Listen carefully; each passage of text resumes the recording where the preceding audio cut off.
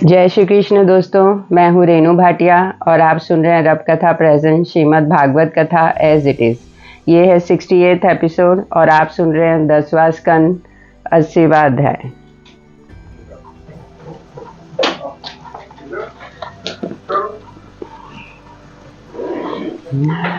जब मैं लज्जावंश अपने घर को भी लौट नहीं सकता, बड़े सोच की बात है कि मैं अपनी झोपड़ी को, जिसमें भीख मांगकर आनंद पूर्वक दिन काटता था, हाथ से खोई।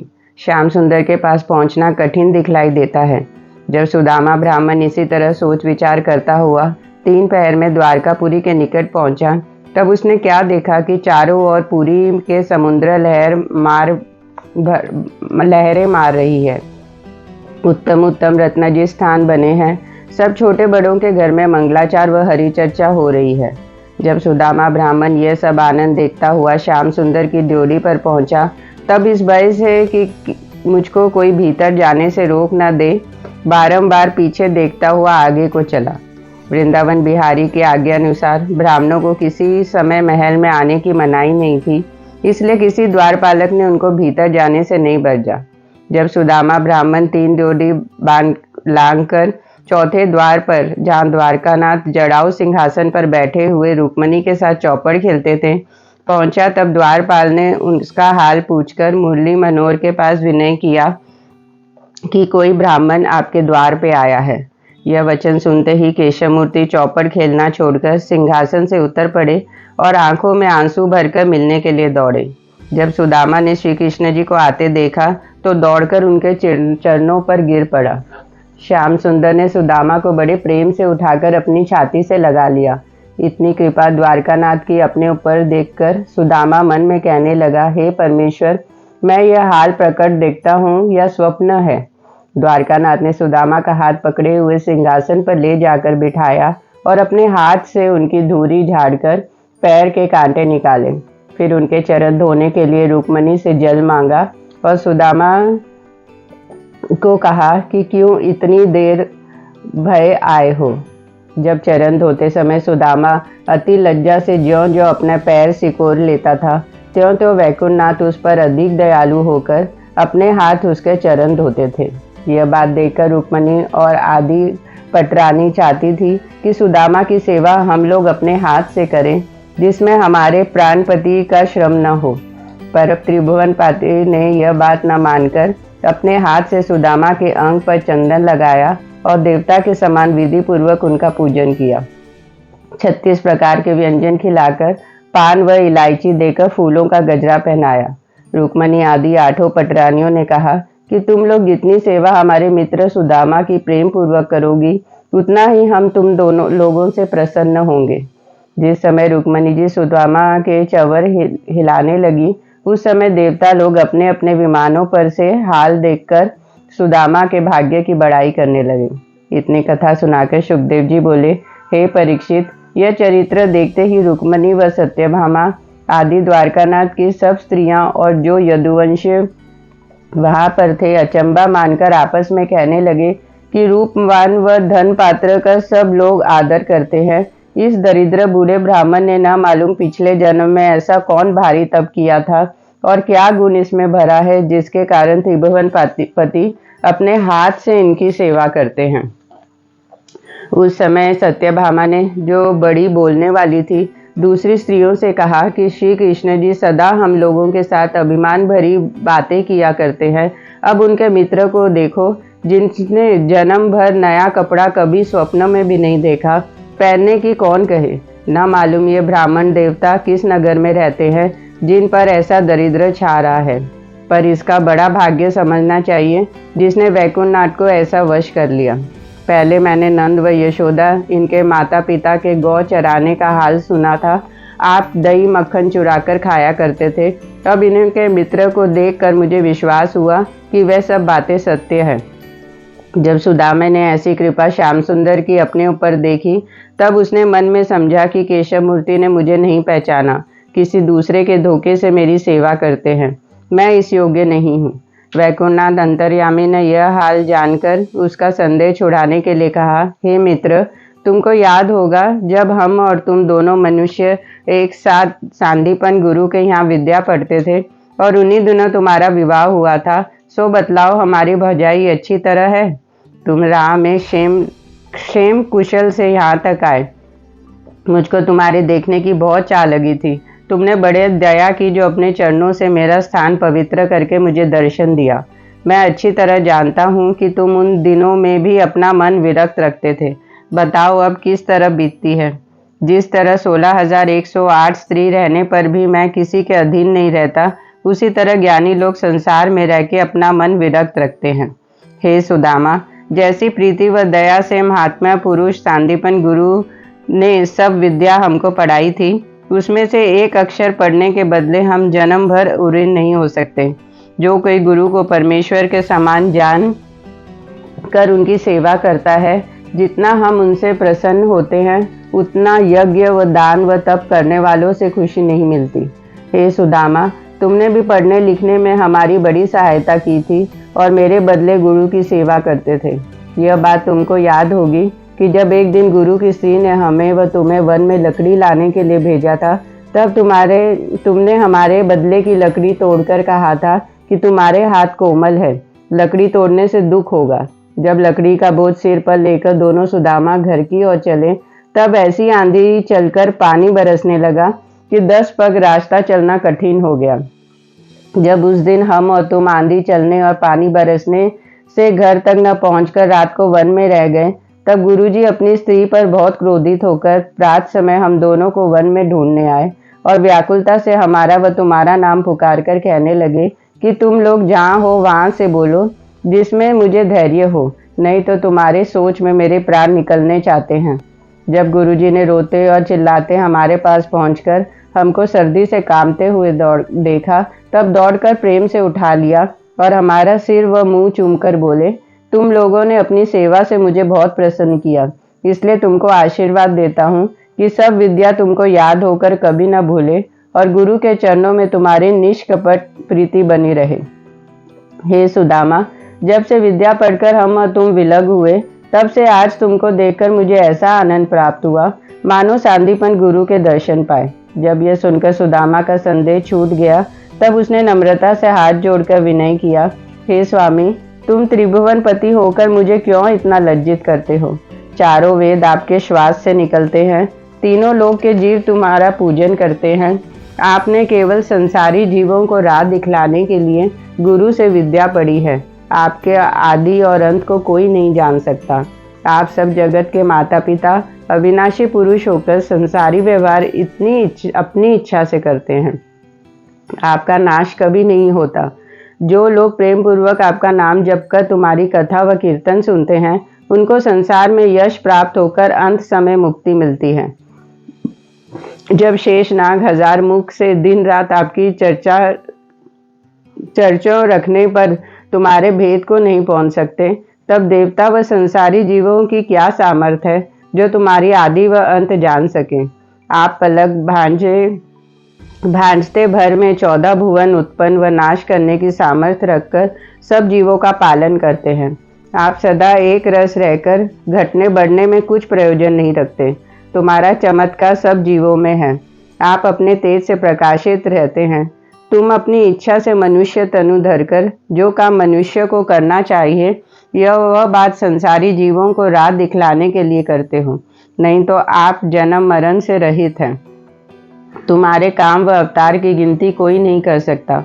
हे दीनानाथ, जिस चतुर्भुजी मूर्ति से आप जर्द पीताम्बर व वैजयंती माला पहने शंख चक्र गदा पद्म धारण किए गरुड़ पर बैठे हैं, उस रूप को मैं हजारों दंडवत करता हूँ।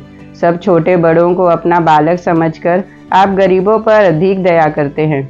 तीनों लोक में किसी का डर न रखकर अभिमानों का अहंकार तोड़ देते हैं। तुम्हारा श्याम वर्ण अंग ऐसा सुंदर व कोमल है, कमल रूपी आंखें हंसते हुए मुखारबिंद पर ऐसी शोभा देती है जिसका वर्णन मुझसे नहीं हो सकता। मेरे पूर्व जन्म का पुण्य सहाय हुआ जो तुम्हारे चरणों का दर्शन पाया। अब मैं कुछ इच्छा न रखकर यही चाहता हूँ कि 8 पहर तुम्हारा स्मरण व ध्यान में लीन रहकर संसारी व्यवहार स्वप्न के समान समझूं। 81वां अध्याय। शुकजित बोले, हे परीक्षित, जब सुदामा ने इसी तरह बहुत स्तुति श्याम सुंदर की प्रेम पूर्वक की, तब द्वारकानाथ अंतर्यामी ने हंसकर कहा, हे मित्र, हम तुम्हारे अमृत रूपी बातों से बहुत प्रसन्न हुए। अब जो सौगात हमारी भौजाई ने भेजी है सो हमें दो।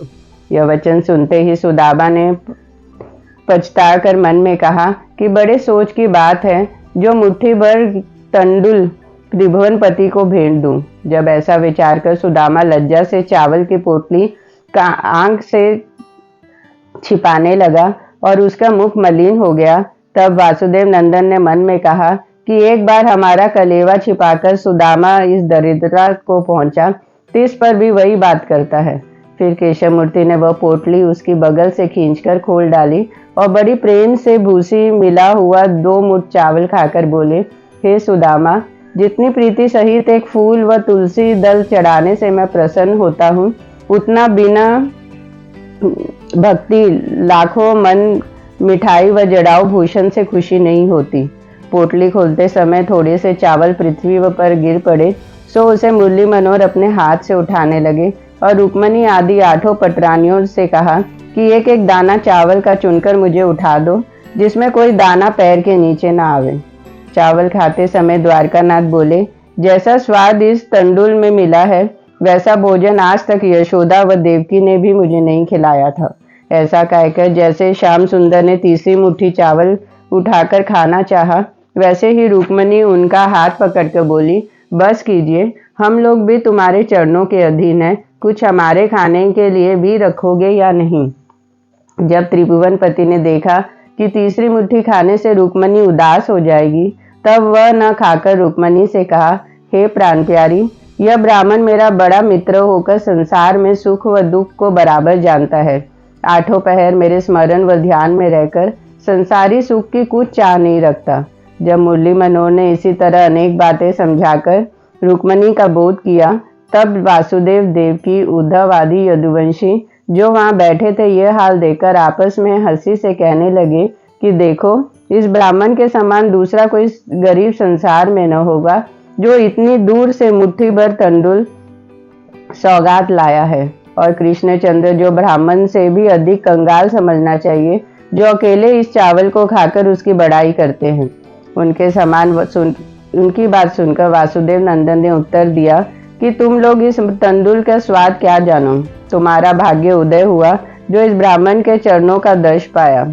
जब पहर बीते, रात बीती, द्वारकानाथ ने सुदामा को महल में ले जाकर अपने पलंग के पास दूसरे छपर खट पर सुलाया।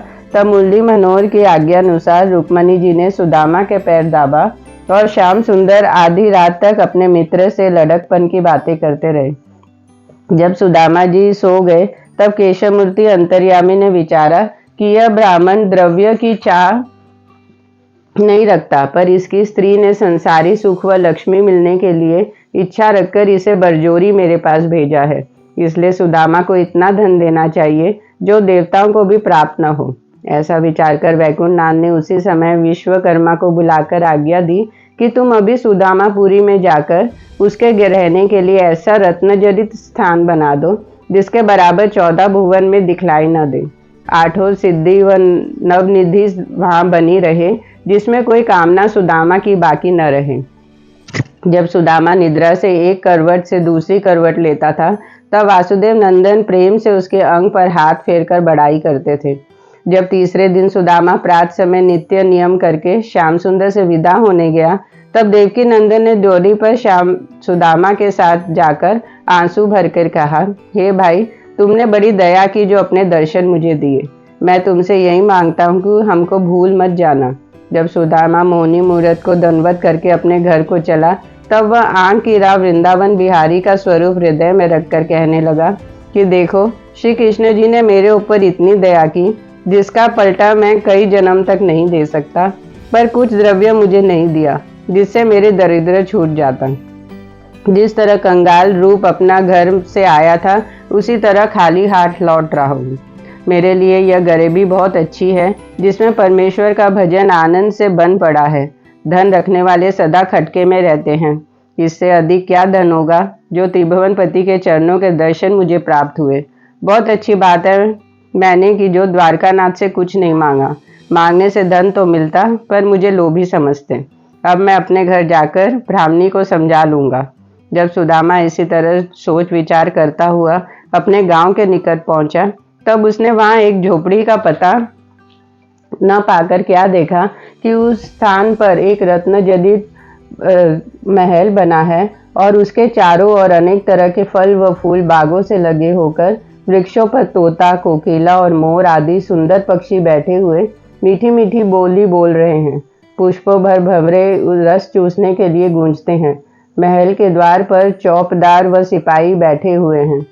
उन अनेक दासी व दास अपना अपना काम करते हैं। सुदामा यह देखकर आश्चर्य से कहने लगा, हे परमेश्वर, थोड़ी दिन में ऐसा सुंदर स्थान यहाँ किसने बनाया, या मैं राह भूलकर कहीं दूसरी जगह चला आया। मुझे यह हाल प्रकट दिखाई देता है, यह स्वप्न में न मालूम मेरी पुरानी झोपड़ी क्या हो गई, यह वह पतिव्रता स्त्री कहाँ चली गई। बड़े सोच की बात है जो मैंने लोभवश बाहर निकलकर अपने घर व स्त्री को भी हाथ से खो दिया।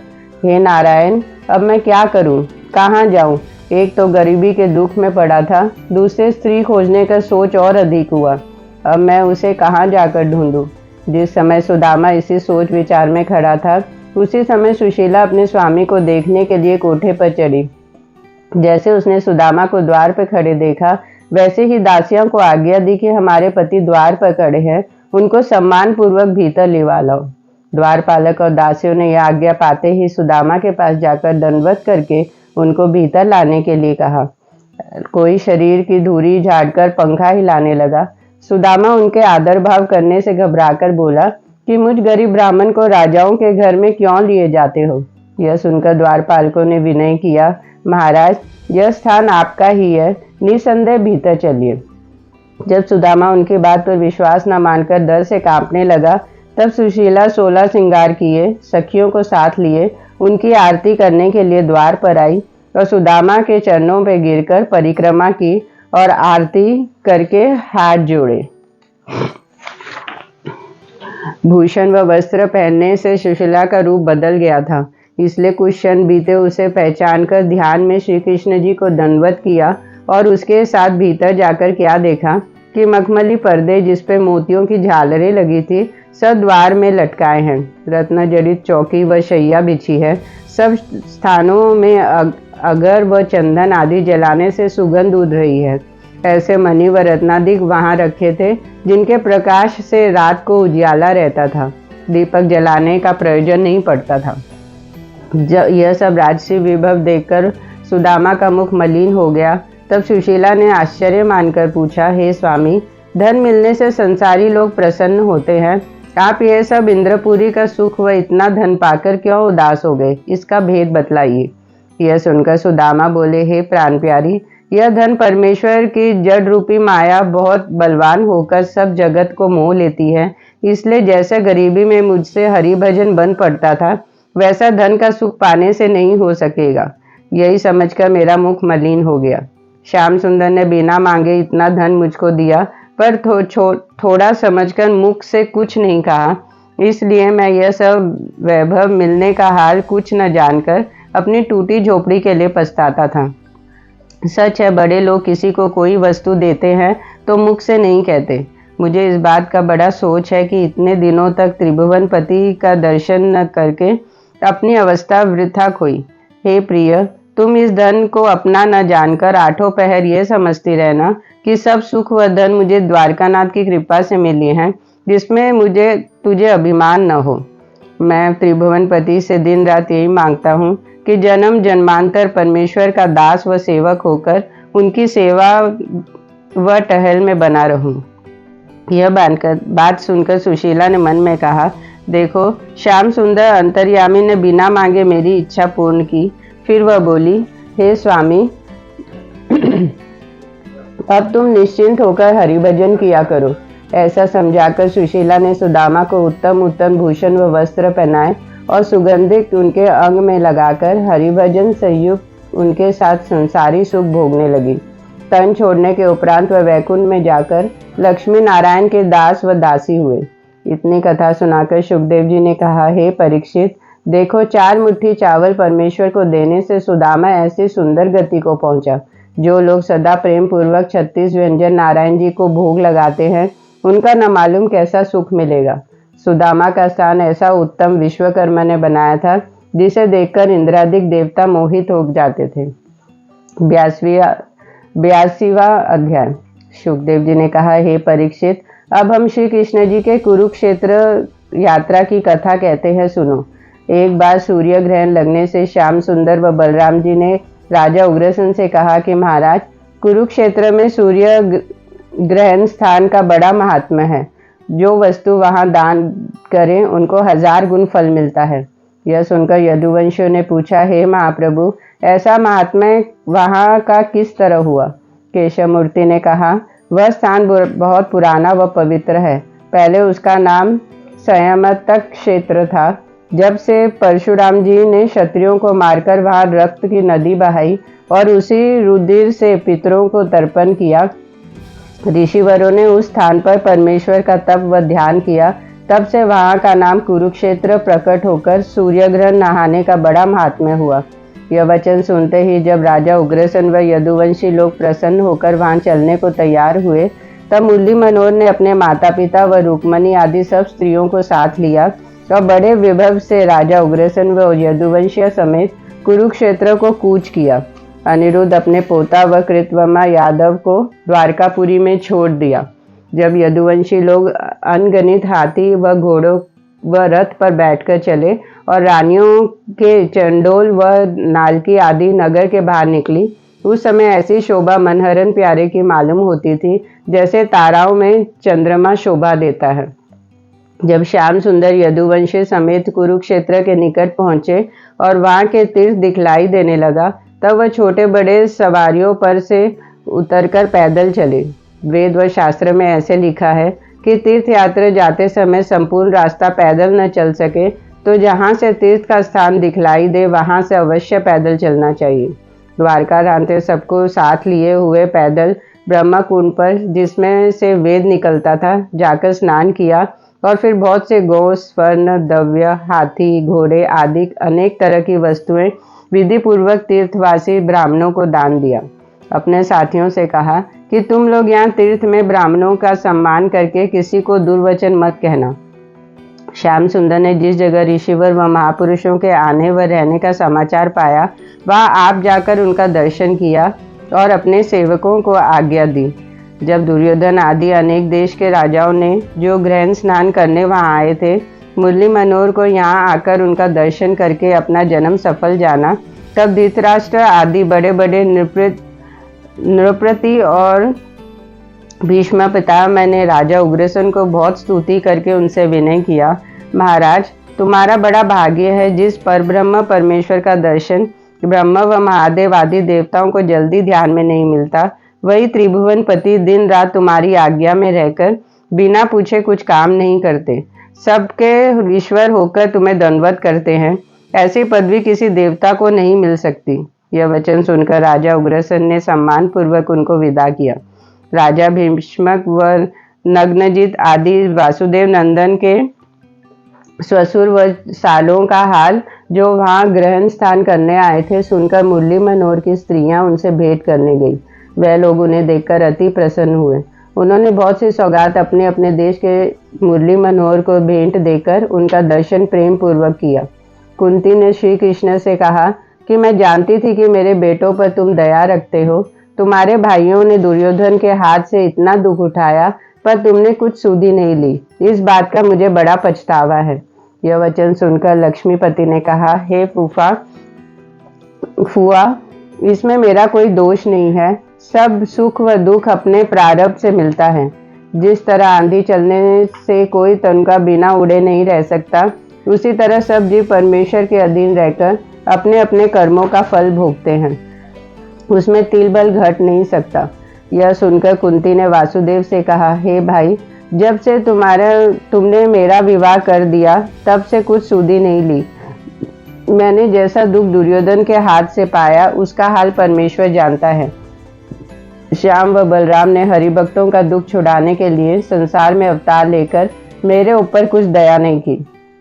इसमें तुम्हारा कुछ भी दोष नहीं है। यह बात सच है कि जब खोटे दिन आने से परमेश्वर विमुख होते हैं, तब बाप व भाई आदि किसी की सहायता कुछ काम नहीं करती।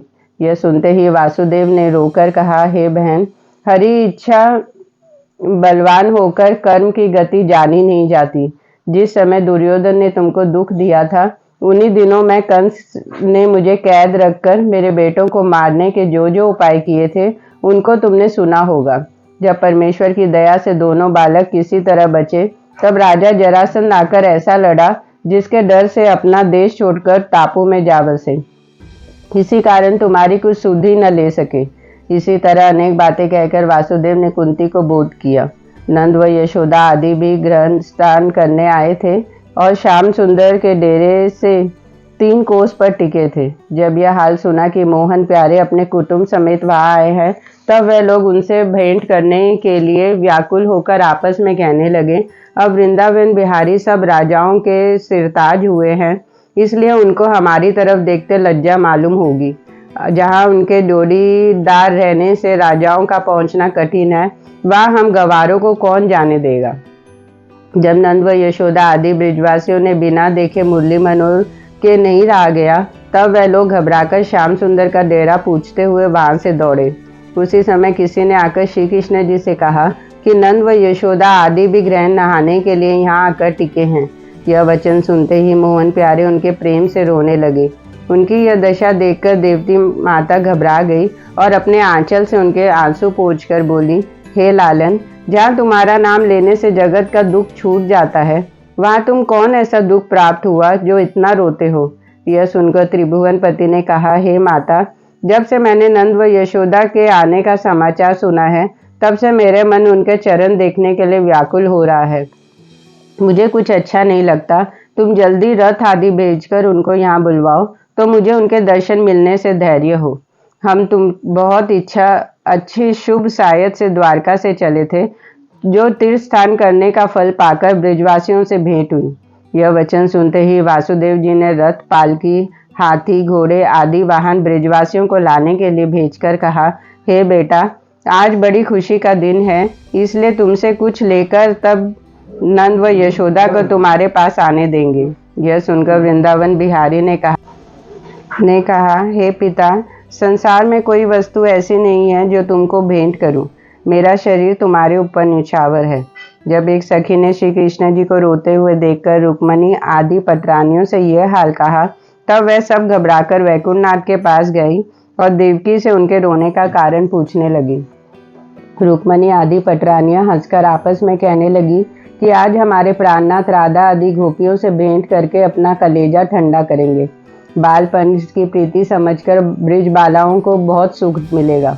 हम लोग राधा प्यारी की सुंदरता जो सुना करती थी, अब उसे देखकर मालूम होगा कि वह कैसी सुंदरी है। जब ग्वाल बालों की संगीत में नंदलाल जी मोर पंख सिर पर रखकर नाचें और गावेंगे, तब वह आनंद देखकर हम लोगों को भी बड़ा सुख प्राप्त होगा। यह वचन रुक्मणी आदि का सुनकर श्याम सुंदर ने रोते रोते मुस्कुरा दिए और घबराकर नंद व यशोदा आदि को आगे से लेने के लिए चले। जब यशोदा ने वृंदा विहारी को आते देखा और अपना जन्म सफल जानकर उनको उठाने के लिए दौड़ी, तब मोहन प्यारे गोपियों के गोल में घुसकर जैसे यशोदा माता के चरणों पर गिर पड़े, वैसे ही नंद जी ने उनको उठाकर छाती से लगा लिया और बारंबार उनका मुंह चूमकर बलाए लेने लगी। जब केशव मूर्ति नंद बाबा को देखकर बड़े प्रेम से रोते हुए उनके चरणों पर गिर पड़े, तब नंद राय जी ने आंसू भरकर उन्हें गोद में उठा लिया और अपने लाल का आंसू पोंछकर बहुत प्यार किया। फिर श्याम सुंदर ने श्रीदामा ग्वालों से गले मिलकर उत्तम उत्तम भूषण व वस्त्र उनको दिए और जो सौगात वे लोग उनके लिए लाए थे, उनको बड़े प्रेम से लिया। जब ललिता आदि सखियों और वृषभान दुलारी को देखकर जैसे आंखों में आंसू भरकर उनके निकट पहुंचे, वैसे ही श्यामा उनको देखते ही प्रेमवश रोते रोते व्याकुल हो गई। जब यह दशा लाडली की देखकर ललिता आदि ने उनको बहुत समझाया, तब राधा प्यारी ने सचेत होकर घूंघट निकाल लिया। उस समय श्याम सुंदर का मुखारबिंद देखने से ब्रजवासियों को जैसा आनंद प्राप्त हुआ, वह मुझसे वर्णन नहीं हो सकता। फिर वासुदेव जी ने नंद राय को गले मिलकर कुशल पूर्वक पूछने से उपरांत कहा, तुम्हारे दया से सब सुख मुझे मिला है। ब्रज की गौओं ने जो नंद राय के साथ आई थी, श्याम सुंदर को देकर आंखों से आंसू भरकर पूंछ उठाए हुए मुरली मनोहर के पास दौड़ी चली आई। केशव मूर्ति ने बड़े प्रेम से उनकी पीठ पर हाथ फेरकर प्यार किया और ग्वार बालों से सब गायों का हाल नाम लेकर पूछने लगी। जब श्याम व बलराम बड़े प्रेम से नंद व यशोदा आदि ब्रिजवासियों को साथ लेकर अपने डेरे पर आए, तब देवकी और रोनी ने यशोदा के गले मिलकर कुशल पूछने के उपरांत कहा, हे नंदरानी जी, हम लोग जन्म भर तुम्हारी सेवा करें तो भी तुमसे उऋण नहीं हो सकती, क्योंकि हमारे लड़कों के प्राण तुम्हारी कृपा से बचे हैं, नहीं तो कंस पापी के हाथ से इसका बचना कठिन था। यह सुनकर यशोदा बोली, मैं तो अपने को मोहन प्यारे की धाई समझती हूँ। कन्हैया ने अपना बाल चित्र दिखलाकर जैसा सुख मुझे दिया, वह आनंद दूसरे को स्वप्न में भी नहीं मिल सकता। उसके वियोग से जितना दुख मैंने उठाया, उसका हाल परमेश्वर ही जानता है। आज तुम्हारी कृपा से कान्हा को देखकर मेरा सब शोक छूट गया। जब राधा आदि गोपियों ने देवकी माता के चरणों पर सिर रखकर दंडवत कर के देवकी ने उन्हें आशीष दिया, श्यामा को गले लगा लिया। वह पटरानियों ने भी अधिक सुंदरी थी। उसका रूप देखकर मन में कहा, ऐसी महासुंदरी स्त्री मेरे प्राण प्यारे से किस तरह छोड़ी गई। जब रुक्मणी आदि स्त्रियों ने यशोदा से मिलने के लिए आकर श्यामा का रूप देखा, तब अपनी सुंदरता का अभिमान भूल गई। उस समय रुक्मणी ने वासुदेव नंदन से हाथ जोड़कर विनय किया, हे ब्रिजनाथ, तुम्हारी आज्ञा पाऊं तो आज राधा प्यारी को अपने यहाँ ले जाकर शिष्टाचार करूं। राधे राधे। प्रेम से बोलो राधे राधे।